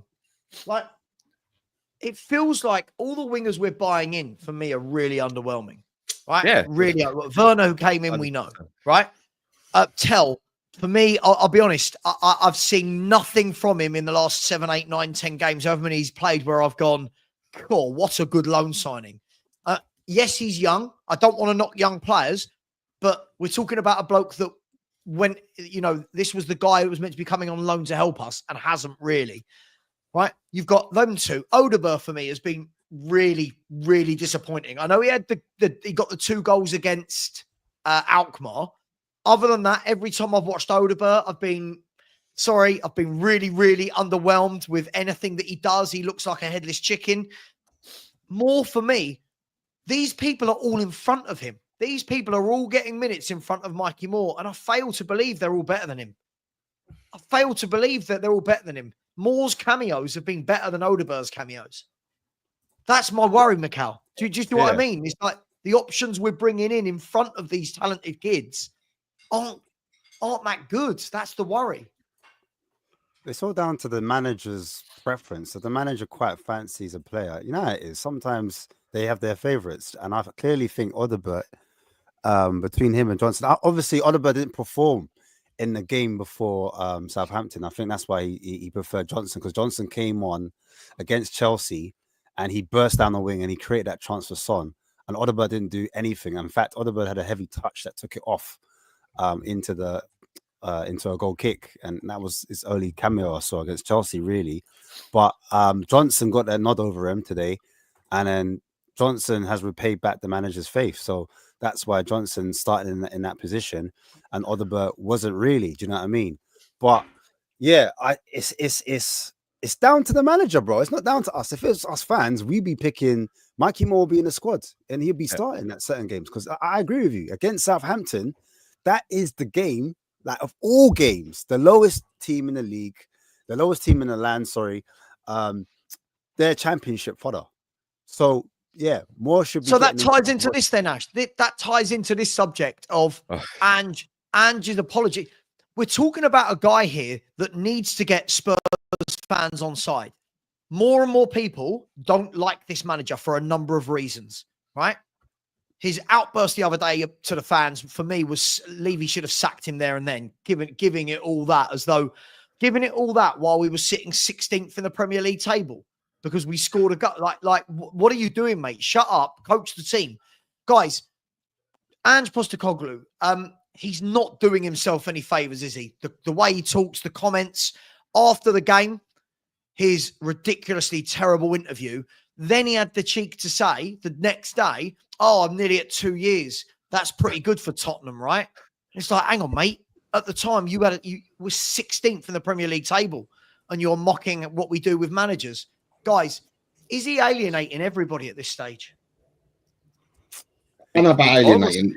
I don't know about alienating, right? Because the way that I look at this, and I take a step back, and I don't jump straight away. And the way that I look at this is that people have put their flag in the sand already. Either put their flag in the sand to the left, or the flag's in the sand to the right. So some people, whatever Ange does, the people that say, I'm going to call it left for now. The people on the left will go absolutely Garrity and radio rental about anything Ange does. Oh, Ange has done this, Ange has done that.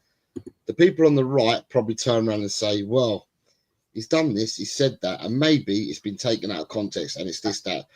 The thing is, Ange gets a bad rap because there's a lot.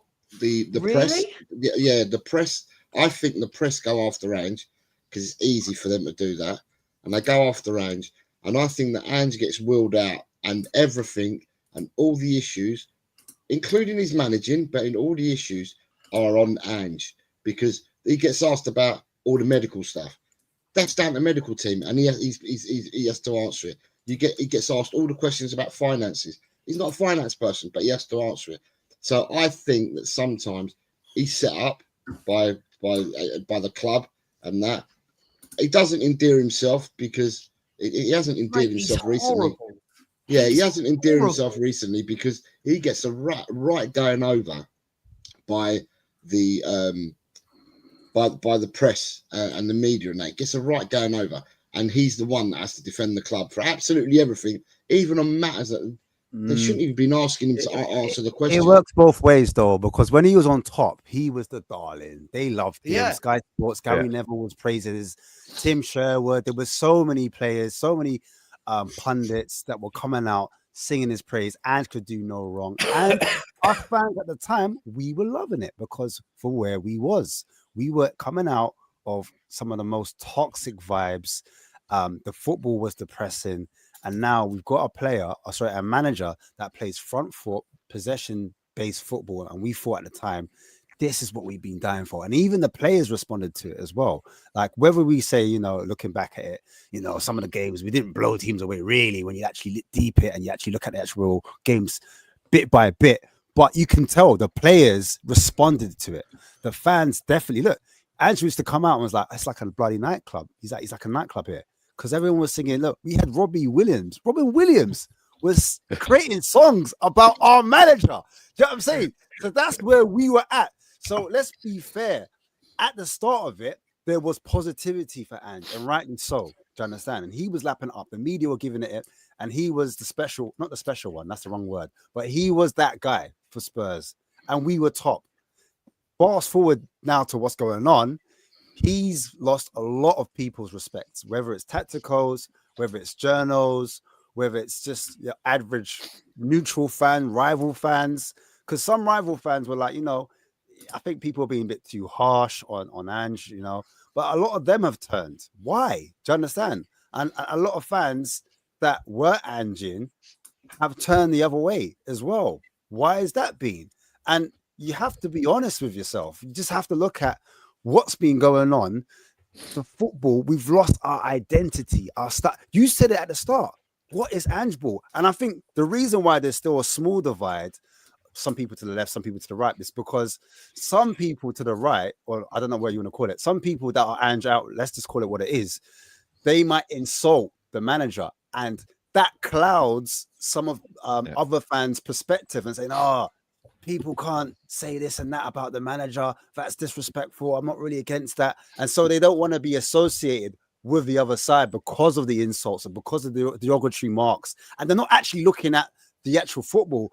And the football, they're still in love with the idea of it. They're not actually looking at what's been happening over the last 6 to 8 months, to 10 months, to 12 months, to 15 months, to 18 months, etc., etc. Do you know what I mean? And it's hard to make the distinction when there's so much noise and so much nuance on people saying this and that. And remember, football is tribalism. It is. It really is. So when you attach yourself to a manager, to an identity, and someone says something derogatory about it, you are going to be offended by it, and you're going to go to the other way no matter what that person says. I don't know if I'm making sense, but go on. I know it, like, it doesn't look logical, not logical. I don't know how to put it right, but I've seen so many people defending Ange only because there are like pictures and like shorts on YouTube of fans from away ends abusing him, right? Exactly. They're That's like, what you can't call him a fat, see you next Tuesday. You can't call him that. He's trying. Can't I call him feel like Aussie, this, that, yeah, racism, and all I that. feel like that there is a divide in fans that, as you said, they fell in love with that magical 10-game spell, which is nonsense for me, right? You play well for 10 games and bad for 56 games, right? Like how does it make any sense, right? To anyone that, you have 10-game sample where we played great and you have 50-something game sample where we played great in another like 10 games every 5th game, right? That doesn't make any sense for me. We are regressing heavily. I just feel like there are plenty of fans. I see it on Reddit, especially, right? When I browse Reddit, and there are plenty of people on Reddit, like hundreds of thousands of fans of ours on our subreddits, right? And they still defend Ange to this point, blaming the fact that we are playing bad on people abusing the team and abusing the manager, which is nonsensical for me. But I kind of understand it from the point of what you said of tribalism, right? Because they want Ange to do well and they want to defend him, right? And someone is abusing him, so they take a defensive stance and they like defend him even more, rather than, as you said, looking at the facts and looking at what is in front of their eyes, which is that we are performing horribly, right? Can I ask? I switched off. I switched off after the game. Honestly, I turned the stream off after the football match, so I haven't seen his press conference from today. Was he at it again today after the press conference? Because I don't know. I've not seen it. No, he. I mean, I don't know. I mean, I pretty much switched off halfway through that second half. If I'm honest, if you're talking about saying it, if we look at, he kind of said. Let me find it. He said that we were sloppy in that second half. He said that the first half was really good. Really pleased. We were a bit sloppy with the ball in the second half. There's stuff to improve on, but it's a victory with 3 goals, so positive. We looked threatening every time we went forward in the first half. We performed well in the first half, and we've got to make sure we do that for the full 90 minutes. So that's what I mean. I kind of, like I said at the start, I kind of agreed with what he said because he actually got his spot on. There wasn't any VAR. The sun was out. People had their phones. The wind was blowing this direction. Nick, although I think he had a go at the VAR, right, and drawing the lines and all that stuff. Like, but isn't the worrying thing, guys? That let's be fair. I hear what you're saying, Jose, but the thing is, he's become very unlikable for over a year now. Not just listen. He's arguing with fans. His own fan base. You start arguing with your own fan base, there's only going to be one winner in the end because we're all going to be here when he goes, right? He's arguing with interviewers. He's being rude to interviewers, right? He's nobody else seems to understand football the way he is. He constantly says that. It's the contradictions.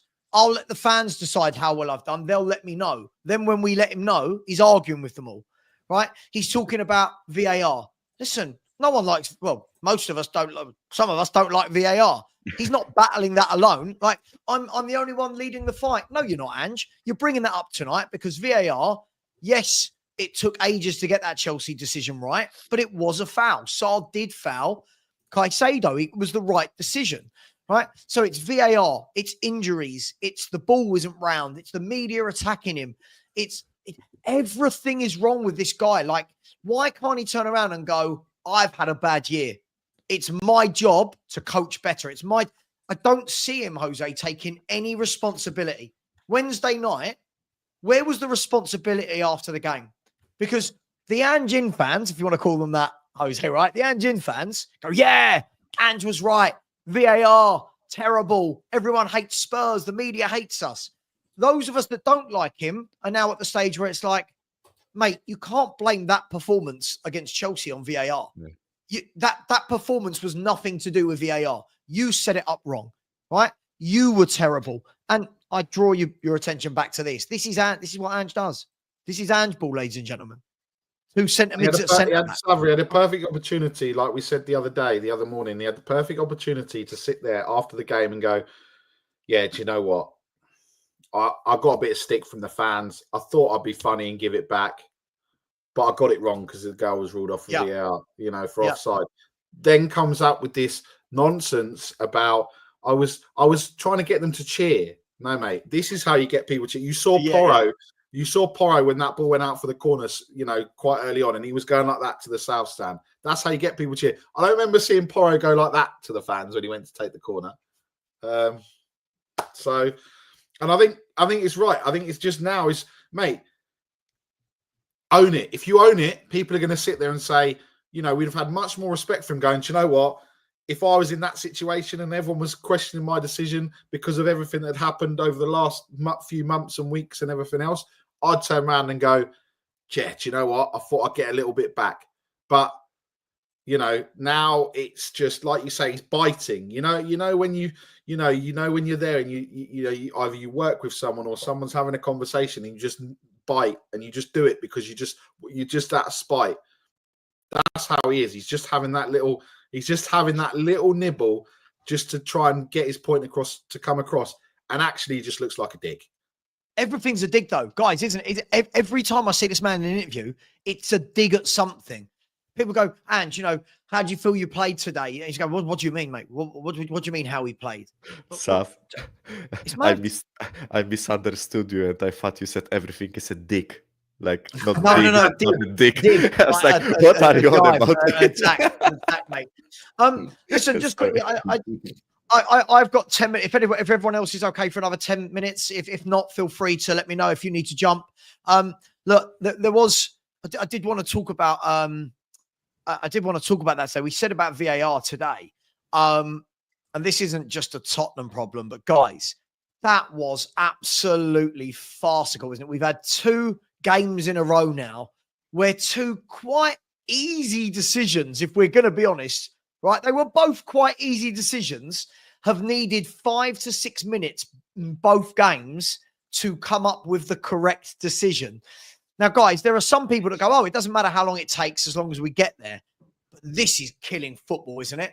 This is absolutely killing the flow of the game. Players standing around getting cold. Fans in the stands just going, well, what's going on? Isn't it getting a little bit embarrassing? How hard is it to draw a line? How hard? Like, is it me? I can do it on my thing. Bro, I'm looking at it and I'm like, it took you 6 minutes to do that. Oh, yeah. Bring that automated system in now, please. Just bring it in. Bring it in. So I don't understand why it takes so long to implement that, because that's all computer generated. So I don't understand why. Anyway, I just think because the Premier League haven't got their fingers in the pie of the semi-auto. If they had their fingers in the pie of the semi-auto, it would have been in by now. But because there's the money, because it's not being introduced by them. Yeah, and they haven't got the money. They haven't got money. No. If they owned the semi-auto stuff, it would have been in by now, because it's money to them. They can sell it. It's money to them. So because it's not owned by them and stuff like that, it's taken a lot longer to come in. It's all about the pound notes. It's all about that. It always has been in this bloody fucking Premiership. It's just even without the semi-automated, isn't Ash's point spot on? We haven't got semi-automated. We're looking at those pictures, and I think everyone after the first 10, 15 seconds were like, he's off here. Romero's off. Let's be fair, even the most biased of fans going offside, right? And they've gone, no, 1 minute, 3 minutes, 5 minutes. So what are we doing? Like, what are we doing here?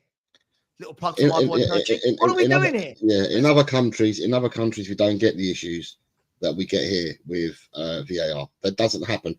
You don't get 5, 6, 7, 8 minutes for a decision to be made. It's far quicker on the continent than what it is here. It's not. But it's not even that. It's not even that, Jose. It's not even. If you look at other sports, if you look at cricket, if you look at rugby is the perfect example, and cricket as well, where they communicate with the crowd. Everyone can see it. They see it on the screen, and then they move on. In rugby, the referee or the official or whatever the name of the person is having a conversation, saying, right, we go back here. what do we then need to do? Do we need to look at that before? I think from what I can see, this is this. They're looking at it. They're not looking at it on a little 14-inch monitor that we used to have in our bedrooms when we were 8 years old, all those years ago. They're looking at it on a big freaking screen up in the thing, and they're seeing it like when the crowd are doing it, and they're explaining it to them. And that's what every other sport is doing, But with football, we have to complicate it. And I don't understand. Even offsides, I get it. You might miss the odd one, but 9 times out of 10, when you're sitting there and you see a ball played through, you're like, yeah, I think that was offside, or no, he was on. And if we're doing that, watching it, how these people cannot do it, and they're the professionals getting paid ridiculous sums of money. Do you think? I don't know. Yeah, I think the most ridiculous thing for me is the fact that I think they are, when they do all the close-ups, we see it on TV, right? I think they are like literally trying to pixel hunt, like they are trying to find the pixel where the foot is at, right? And then they try to zoom in on the other player, and they try to find the pixel where the camera is, right? That's ridiculous for me, right?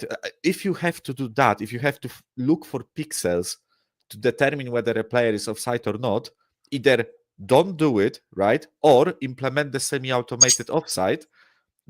Because you are the Premier League, you are the richest league in the world, you should be pioneering this, right? Yeah. This is like an invention. This is something that you can brand it. You can say, listen, we are Premier League. We are the first ones to implement the semi-automated offside, right, in the league. Instead, we are trying to pixel hunt for things. It's ridiculous, right? Because at this point, as you mentioned plenty of times, Savva, right, attackers used to bend their run, right, where their legs would be behind them and the body would already be moving in the direction of the ball.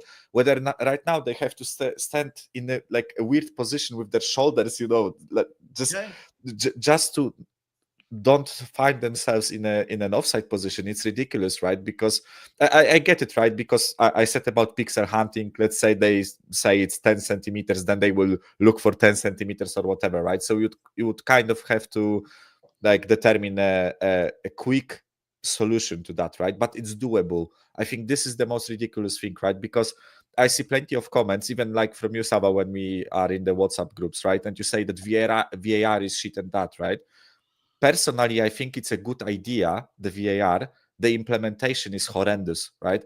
I think the implementation of VAR is what's killing it, right? Because I think if it was like a 15-second check, right?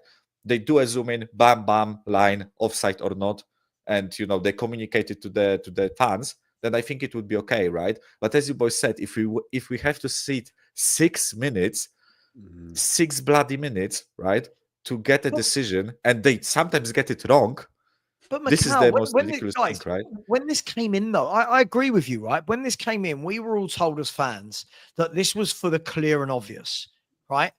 Now it's being used for everything, like today in the Man U game, right? I'm sure you all watched the ball fest that was Man U, Man City.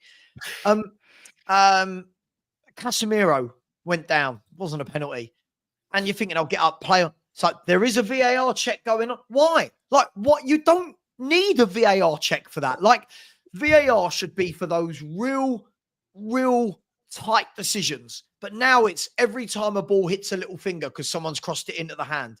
Every time a player goes down in the box, every single goal, everything is checked, and players are now scoring goals, and they're doing this.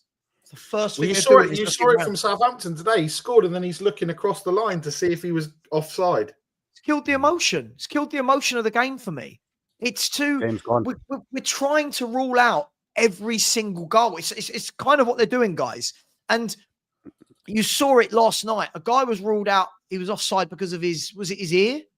Yeah, his ear. Yeah. Because his ear was off. Like, what are we doing? Like, that's semi-auto as well. but wasn't it? Look, you're all of age here, right? Where we remember the days properly of no VAR. I know that there were some horrendous decisions, but guys, every time we watched Match of the Day, Sky Sports News, they were talking about refereeing decisions, right?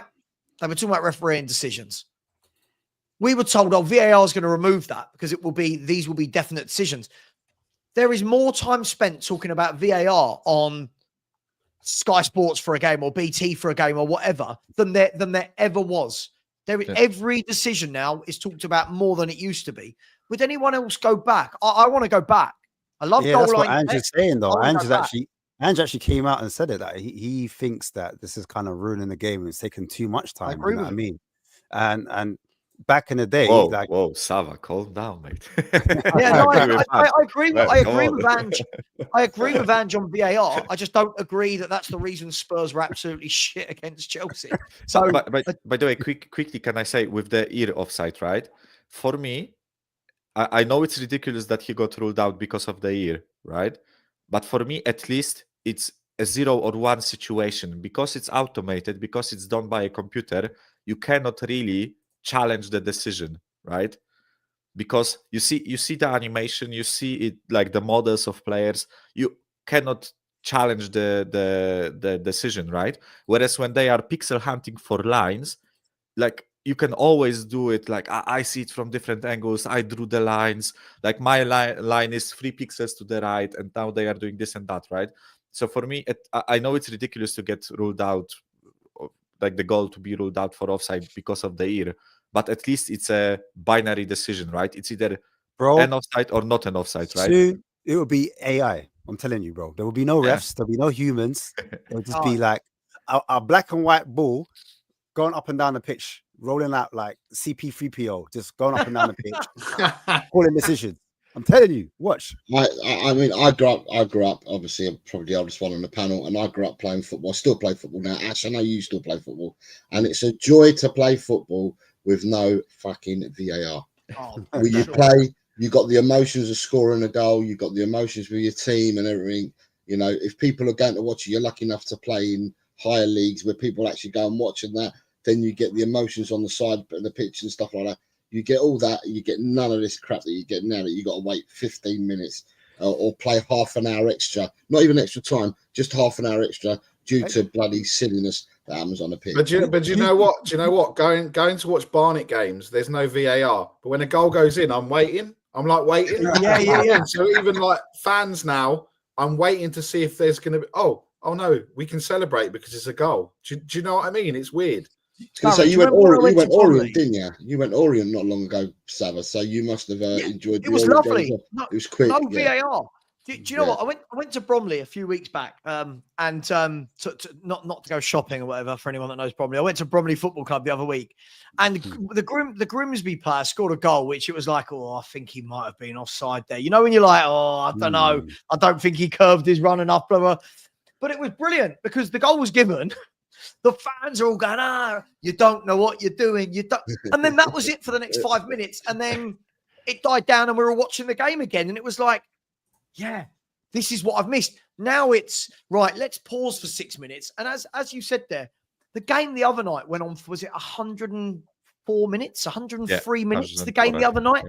Today's game, 7 minutes stoppage in the first half, 4 minutes in the second. So we've again played 101 minutes of football. And imagine that's gonna. Well, listen, I'm not making an excuse. I'm just saying, coming into Thursday, and look, Solanke, he looked a bit like he looked like he took a knock. I'm not too sure, but I'm just saying those added on minutes, the fatigue.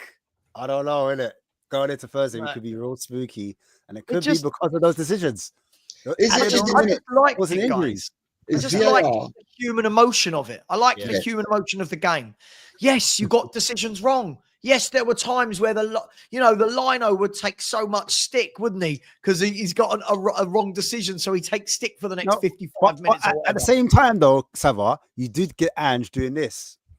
Yeah. I'm saying. So we still get the kind of emotions. And celebrated today. I was going to say with the VAR, right? With the VAR and all that. I mean, I don't know whether there's any scientific proof as yet, but I look 10 years ago, 15 years ago, 20 years ago, I can go further back. I never knew the amount of injuries to squads as what there is now. The squads, the amount of people that get injured in squads now. How many teams this season have had double figures? Yeah. Loads. And to me, scientifically, it hasn't been proven yet. But, you know, some of it's got to lean towards VAR as well. Some of it has to, for sure. Well, look at that Chelsea game that derailed everything. The start of everything, when the start in that game through everything. The Romero, the red card, the high line, the sendings off, everything else. I'm surprised you didn't sit there and try and saw Emerson at left back. You're going to blame him for that result. There we go. Well, listen. I think though, like just moving away from it a little bit, but still on the same point. When it comes to coaching, and I remember watching the Eric Dyer video the other day when he was asked by Gary Neville at Bayern Munich, actually, what does Ange do? What did Pochettino do? Like, who kind of influenced your coaching or developed you as a player? And he was like, Pochettino was massive. And he was talking about Ange doesn't really do anything tactically. He just, talks to them and, lets them get on with it. But he said, well, Poch, the reason why he was so different is he talked about acceleration and deceleration. And I think that's really important in letting players to learn how to slow down their runs to stop them from picking up hamstring injuries. For example, he was talking about running backwards. He said, I've never heard of a coach teaching someone else to run backwards to prevent injuries, to help us in those type of, because under Poch, we did a lot of pressing, we did a lot of sprints, but it's those little details that, you know what I'm saying, you're going to miss. And like I said at the start, like Poch has got his boots on. You know what I'm saying? He's in the pitch, he's in the training ground, and he's saying, like, stand here, do this, do that. Ange's like somewhere in the Hotspur way, watching on a CCTV, like, you know what I'm saying? Yeah. I'm not going to say anything else. I'm brilliant. I'm not. Do you reckon he's at Stockley Park? Yeah. watching the training from Stockley Park. I think, do you know what? VAR is trying to be too pure. It's trying to be black and white, right? And I think if we're all honest, over the course of a season, decisions will even themselves out, right? Yeah. So you probably sit there and go, yes, you're going to go against it. No, you're not going to. It's not going to make a difference. But football is not black and white. It doesn't have to be perfect. Otherwise, what's the point? You won't need match of the day. You won't need the analysis, because it will just be like, well, everything was right and everything, that was it. The result was correct, and we don't need to talk about anything. Yeah. It is madness. Look, if they I agree to it from my own personal point of view. If they put 30-second caps on, 30 seconds. If the referee, if the VAR can't make a decision after 30 seconds, it's not clear and obvious. Whatever decision was given, play on. Do you know what I mean? Like, I just feel now that fan bases are going, oh yeah, but we've had 5 VARs go against us this year. Oh, well, we've had 3. You've only had 1. If we're going to do that game, just go back to human error. If we're going to do that, just go back to the human error. Some people are going to get flagged offside when they're not. Some are going to be flagged offside when they are. Like, we're complicating. We're overcomplicating a very simple game, aren't we? It's a really simple game. Isn't it? This isn't a game where there's a million rules. You've got 22 men on a pitch and they try and put the ball in the net. It's really, really not difficult. But guys, thank you very much for tonight. I thoroughly enjoyed sharing this screen time with you. Spurs have won a game. That's the main thing tonight. We have won a game. And we moved to Frankfurt. Just quickly, I'm not going to do a whole piece on Frankfurt. I love this. I love it. When people say things like this to me, they don't know me at all. Savva, 2 Vs. You'd be crying if Spurs were robbed of a winning goal because of VAR. You don't know anything about me then. You don't watch me. I am the least biased Spurs fan you'll ever meet in your life. Listen, I don't want VAR. I don't want VAR in any way, shape or form. Teams are being robbed of goals with VAR. So, no, you don't know me. Guys, just quickly, I want a prediction. Just a score prediction. That's it. Tottenham v Frankfurt. Mikal. First leg, Tottenham versus Frankfurt. It's at home, right? The first leg. First leg at White Hart Lane, yeah. I think we beat them 2-1, but I've said it from the beginning. I think we will lose it when we go to their ground, and they will defeat us at their ground. But I think we'll win the first leg. Yeah, that's it. 2-1 from me. Ash? Yeah, 2-1 as well. I think we need to, if we're gonna win it, we need to have a 2-goal gap to take into the next leg away from home. Otherwise, it's too risky in terms of mentality. It's very questionable, not just the manager, the players as well. And I think that's gonna weigh big on the final game. Do they have the mentality? Do they have the mettle? We know that the leadership is questionable. We know that, like, it's already been spoken about, lack of leaders. So it's going to be very interesting to see what happens on that second leg. But yeah, 2-1, I agree with Michael. First leg, Spurs. 2-1, 2-1, Barry. I'm going to say 1-0, and it's not going to be enough because I think we've both said, I think we've always all said it, that we will win our home game, they will win their home game, and they will just do enough to win it over the 2 legs. So I'm going to say 1-0 Spurs. Fair enough. Jose? I'm 3 wins there going by all 1 goal? Yeah, I'm going all out Borussia Dortmund vibes. 3-0 at home. Like with 3-0 at home, and I think we'll get a draw away. Because I think when we beat Dortmund 3-0, they were so deflated by being beaten 3-0 that when we played them in the away leg, we beat them 1-0. They were already deflated by the time we played them again. So I'm hoping for Borussia Dortmund vibes. I watched Frankfurt play the other night, yesterday, against Werder Bremen, and they didn't rest anyone. They played with their full side yesterday. They never rested anyone. They played with all the 11 that will start. Similar to us. They did everything. They played the whole team, and I thought they looked really, really poor against Werder Bremen yesterday. Have you seen us play? Yeah, I have. We're poor. We'll turn them into prime Bayern Munich, right? But we're poor, and we are poor. I'm not going to doubt that for 1 minute that we're poor. But the only thing thing that's an anomaly in all this is that we do score goals.